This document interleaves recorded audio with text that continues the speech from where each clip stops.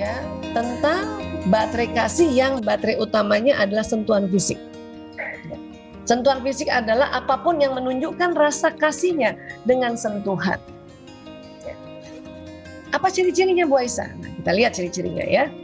Kebiasaan anak ini ya adalah ya anak ini menunjukkan ya dengan sering memeluk dan mencium, mencolek orang tua, kakak atau adiknya atau keluarga lain.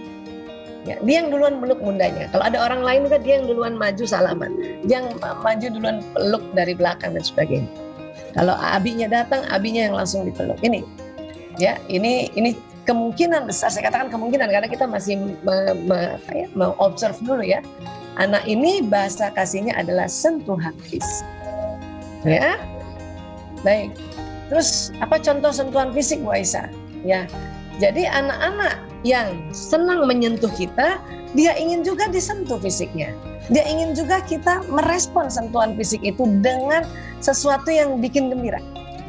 Bukan di awas sana, bukan gitu. Karena banyak orang tua yang anaknya yang peluk, dia awas sana, gerak, gitu. Dan dia juga inginkan dipeluk, inginkan dicolek ke pipinya atau dirangkul, diusap rambutnya, dicium dan sebagainya. Apapun itu yang sentuhan fisik. Ya. Nah, ini. Kemudian kalau ada anak baterai pertamanya sentuhan fisik tapi jarang disentuh, jarang dipeluk, jarang diujak kepalanya, itu apa yang terjadi? Dia memberikan bahasa kasih yang terbalik. Suka mencubit, menggigit, memukul.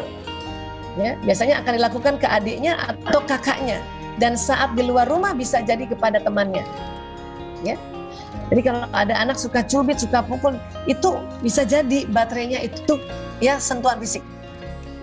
Cuman karena dia nggak tahu gimana mengutarakan, apalagi anak laki, ya malah dia udah berbulan-bulan mungkin nggak dipeluk oleh orang tuanya, wah dicubit aja tuh temannya atau adiknya.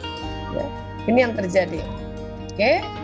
Terus gimana cara menasihatinya? Cara menasihatinya tentu karena kita tahu dia ya watak ya yang membuat bahasa kasihnya adalah sentuhan fisik, maka ya jika anak suka memukul adik atau temannya, katakanlah bahwa Anda tidak suka jika ia memukul temannya atau adiknya.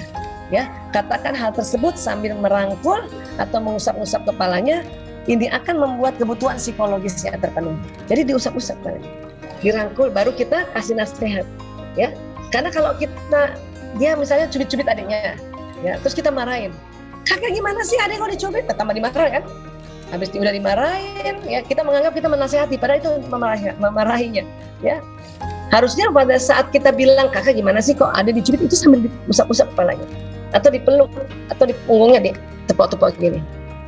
Memang agak sulit, kenapa? Karena kalau kita lagi marah, kita rasanya males touching. Apalagi kalau kita yang bahasa kasih utamanya bukan sentuhan fisik. Ya, nah ini.